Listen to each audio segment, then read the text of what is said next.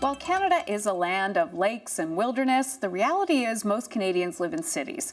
But getting into nature just got a lot easier. For 7 million people, the country's first urban national park is less than an hour away.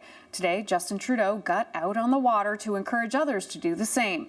The CBC's Philip Lee Shannock was there.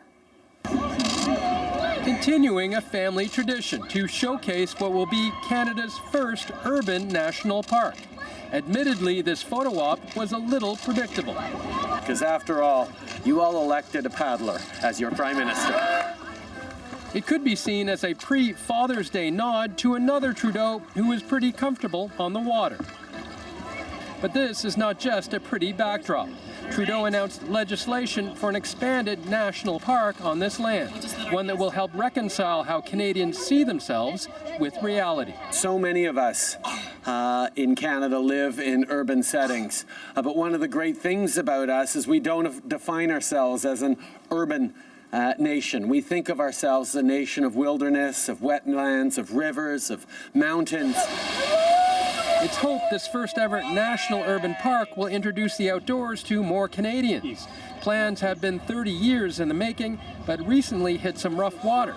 The province had to agree to give up land to Parks Canada, and conservation groups took issue with the legal framework for the new park, crafted by the Harper government. The standard they brought in was weak. It didn't even meet the international definition of a protected area. So when we looked at it, we in good conscience could not say that Ontario should transfer the lands. Last week, the Liberal government tabled amendments to the Rouge National Urban Park Act, making environmental protection the priority. Today, Ontario agreed to uphold its end of the bargain.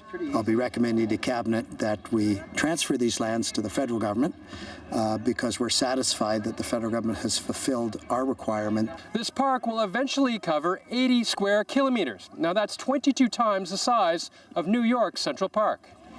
And just minutes away from the country's most populous region, the Rouge will provide a gateway for millions to get their first taste of the national park system. I want to see new Canadians out here. I want to see Canadians really enjoying our natural beauty. And this is an opportunity to come here, and then you can think about what other parks you want to visit. We have parks across the country. I am a canoeing instructor. Some at today's event had never dipped a paddle in the water before. Now a whole new generation will get a feel here for what national parks have to offer.